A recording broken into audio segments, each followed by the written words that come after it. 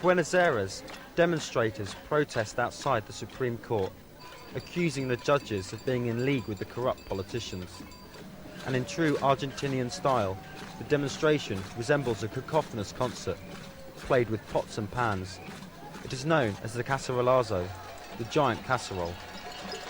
The whole of Argentine society is rising up to rebel against the politicians they see as responsible for the economic ruin of their nation.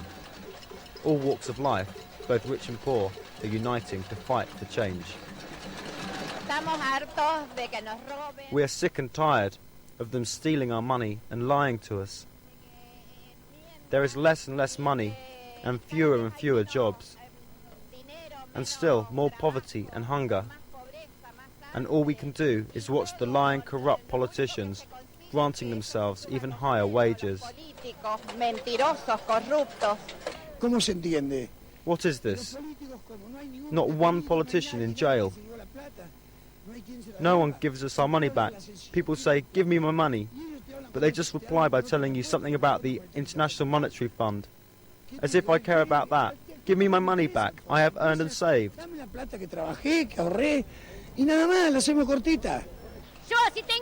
My life is wasted, but I wish for my children to be able to live freely.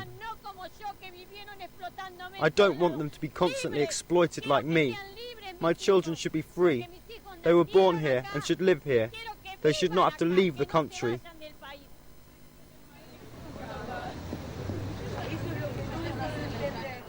Frustration is growing, along with the queues in front of the consulates. Tens of thousands of Argentinians are trying to go abroad, especially to countries of origin, like Spain and Italy. Why are you standing in the queue? To get Italian citizenship for my 3 children. There is no future here. Isn't that a little drastic? Yes, definitely, but there is no future here. I have lived my life. I am 60 years old, and I won't pack my bags. But my children should have a chance. In 20 years, things may be brighter so that they can return.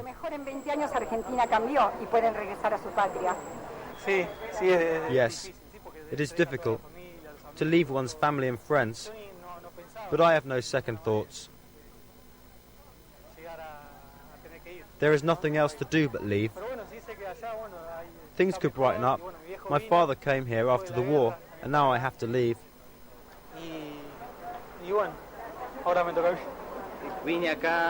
I came here just 1 month ago to settle down in Argentina. My family is here, my parents and my sisters. I didn't think it was this bad. I followed the news in Italy, but thought this was normal for Argentina. When I arrived, I saw my friends and family were suffering badly. The middle class and the lower middle class have grown poorer. It is completely impossible for me to stay. I am trying to convince my family to go with me to Italy. There is no future here. I can't have a family here. If I bring my children here, they will inevitably suffer.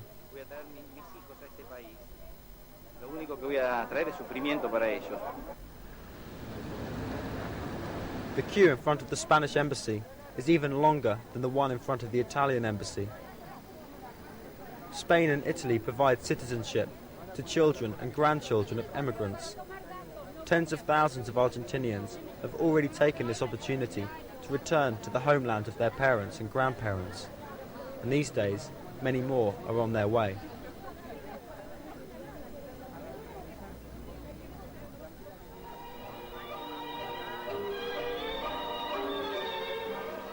In Buenos Aires, the long fashionable pedestrian street, La Florida, is silent.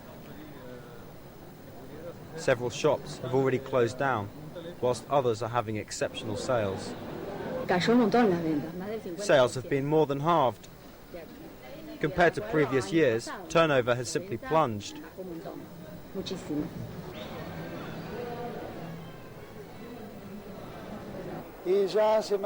6 months ago, we could already see that sales looked bad. There could easily be 3 to 4 days without any activity. But there are places where business is booming. This market, is in a closed-down textile factory, but it is no ordinary market. You can't buy or sell anything here with regular money. You barter. The barter market is a closed club. You can only join if you have something to sell, or if you can offer some kind of service. No one can buy their way in with money. However, Argentinians can fulfill most of their needs in these clubs, where everybody is both buyer and seller. I have a shop in the centre of town, but the atmosphere is better here. I also buy a lot of foodstuffs here, vegetables, fruit. Are things going better here or in the centre of town? Things are better here. There are about 4,500 barter clubs spread all over Argentina, with more than 2.5 million members. And now the National Union of Barter Markets have even printed their own money. This is of course illegal, but because the clubs fulfill the daily needs of millions of Argentinians, the government has turned a blind eye to this parallel currency. And it's not just for daily necessities such as vegetables or the legendary Argentine steak. In this club, its 3,500 members can visit the doctor, have a gutter repaired, lay down on a couch at a psychiatrist, or get a tattoo or a new haircut. I hope things will get better now, so there are jobs and we can earn real money. But at the moment, this is all there is. Without the club you'd be unemployed? Yes, that is for sure. The Barter Club has even got its own travel agency where members can barter for a holiday. We provide what the hotels need. Some need bed sheets, others need painting or cleaning done. Could I, as an electrician, get away for the weekend? Yes. If a hotel needs an electrician, then in return they will offer accommodation. The Barter Club members are from the middle and working classes, like bus driver Alejandro Torina, who, after a few months of selling herbal medicine, has gained economic success. Things were going badly, and then I was offered to join the Barter Club. I wasn't much for it. They are only pieces of paper, not real money. But I was wrong. I'm actually happy with bartering. I'm helping others and myself.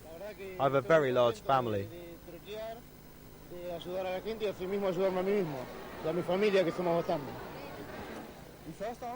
For now, these markets assure the survival of thousands of Argentinian families. But there is a larger vision for those behind these barter clubs. They dream of a parallel economy completely out of the politicians' hands. Barter clubs are a new phenomenon. It is a kind of reply to the social marginalisation which follows globalisation, which has created some improvements but creates mass unemployment in Latin America. The barter currency shows that one can create a different humane economy. One can include all sectors. No one is kept out. This is why barter money won't die out. It gives people freedom. Cancer sufferers, AIDS sufferers, both the old and the young, are excluded by society. This was not the case before in Latin America, nor is it the case in many other countries. It is 7 years since Horacio Covas and a handful of friends started the first barter club in a garage in Buenos Aires. Today, with 2.5 million members in Argentina alone, they hope barter clubs can become an international phenomenon. We will expand internationally, because in a globalized world, development in one country has consequences for all the others. That is why it's no coincidence that Japan now has similar barter clubs. A few days later, in a humble Buenos Aires neighborhood, we visit the home of bus driver and herbal salesman Alejandro from the market.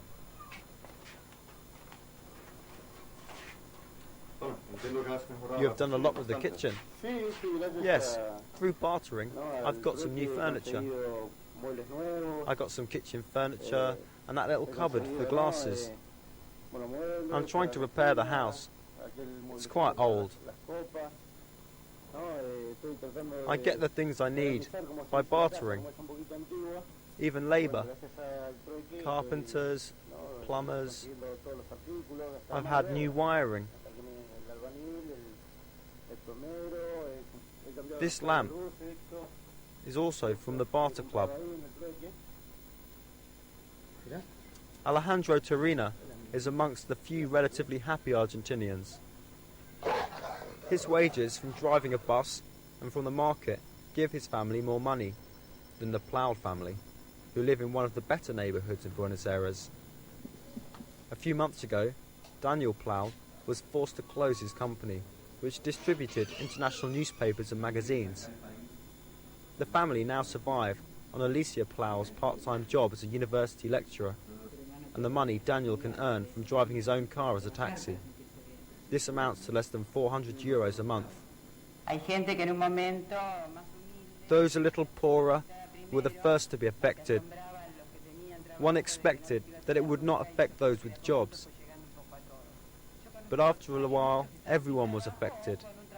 I know many without work, or on part-time, like me, who do not have enough to stay in their own homes. Everything is uncertain. One still cannot see where Argentina is heading.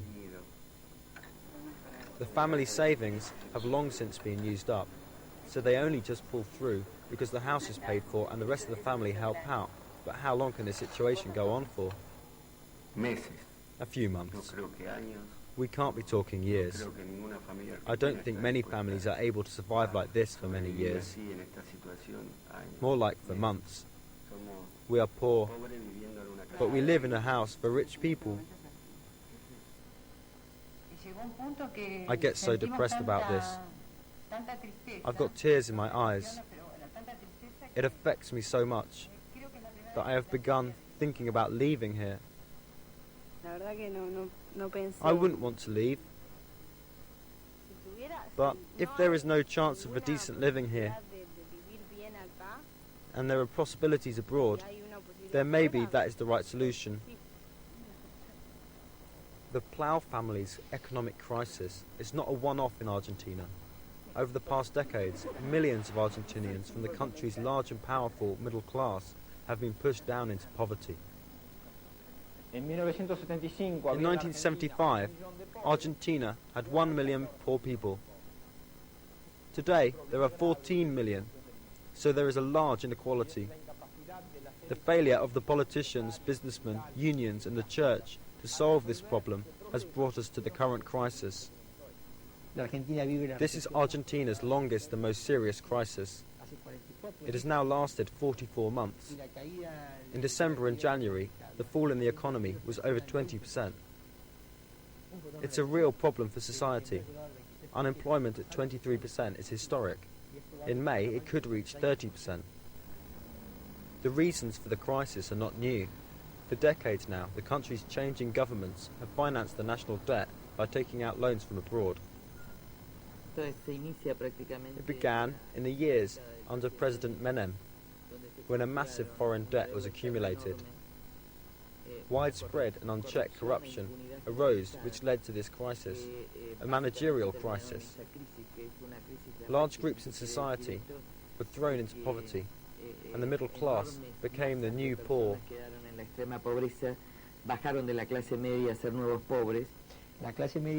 middle class has lost out, but it has also affected many more. There's 60% of people who are outside the banking system. Casual labourers and unemployed people are the big losers. Geographically, Argentina is a huge nation. From north to south, the country is as long as from the middle of Norway to North Africa. It is in the outlying provinces like Jujuy, more than 1,800 kilometres from Buenos Aires, that poverty is at its greatest, and uprisings started in towns like La Quiaca before they reached the larger cities.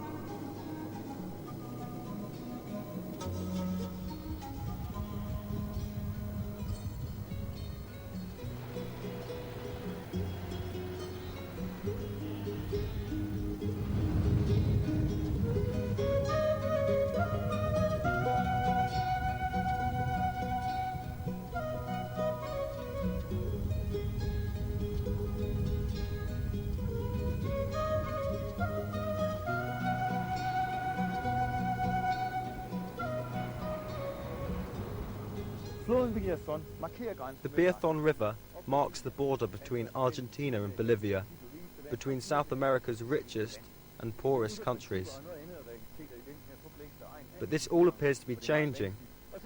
It's very hard to see the difference between the town of Biathon in Bolivia and La Quiaca, which lies on the Argentinian side of the border. La Quiaca is so far from Buenos Aires that the town has been forgotten by the government of Argentina. The town's residents worked in silver and tin mines in the mountains, but after mass sackings, many survive only with the help from the Catholic Church. The only real meal many children and elderly people get is in the church's kitchens. Thousands of families only see money when one parent gets part-time work at an employment project. This includes Benita Copa, who is alone with her 9 children.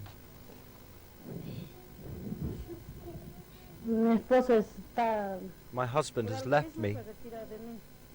He says he is working, but he never comes here to help with the children. I can make about 120 pesos in 3 months, but then I am left unemployed. I don't know how to support my children.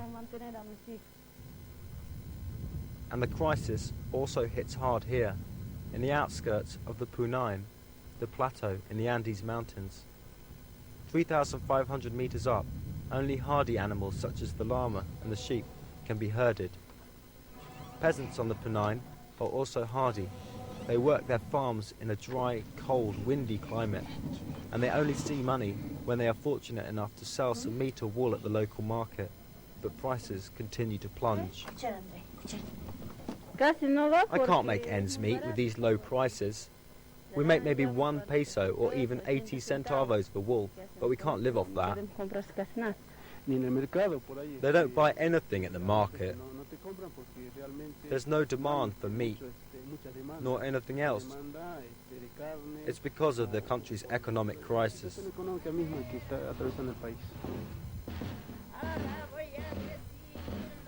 The economic crash over Christmas made the council in La Quiaca implement mass layoffs.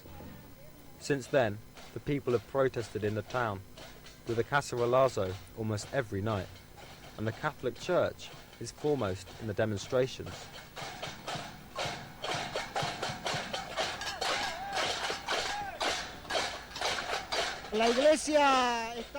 The church backs the people up. We feel a duty to support the poor. Now that Argentina is in a difficult situation, the people here in La Quiaca and in the whole area are isolated. The politicians lie and the police lock people up. From La Quiaca to Buenos Aires, Argentinians demand change. But they have trouble seeing where the change should come from, because they do not trust any of the established political parties.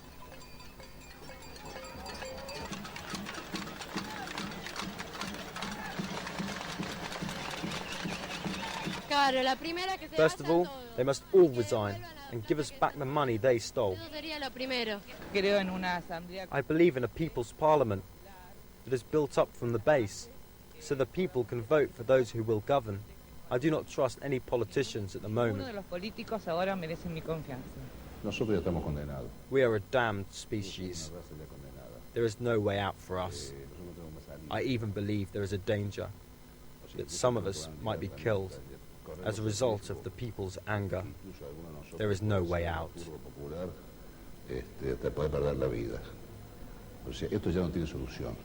The voter turnout was the lowest ever for the last 14th of October election. We have had obligatory voter participation since 1902, yet only 55% voted. 45% didn't vote despite the law. They voted blank or ruined their ballot sheets. The least unpopular politician in today's Argentina is the leader of the opposition party, Eliza Carrió, who could be the country's next president. She believes there is a political solution to the crisis, and the result will be a different Argentina. We need restructuring. It will be painful, but useful. I'm in no doubt that after the apparent chaotic situation, we will have a new country, maybe poorer, but definitely more dignified.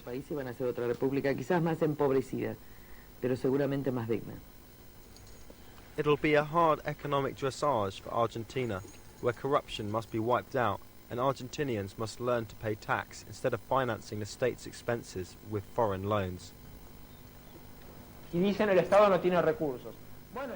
say the state has no funds. Then the state must get some. Taxation is the price for civilization, and tax must be paid by the rich, not the poor. It is so logical it sounds stupid, but here it will demand a minor battle. The drive of corruption is consumption. People become corrupt so that they can consume, buy a house, a car, and get a high standard of living. This, in a large part, is the explanation. When a society such as Argentina is so violently affected by a downturn in wealth, the grounds for a Spartan society are laid.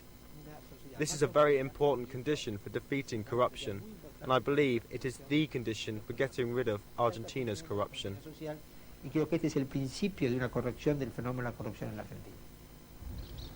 The government has devalued the peso in an attempt to reinvigorate the country's industrial and agricultural exports.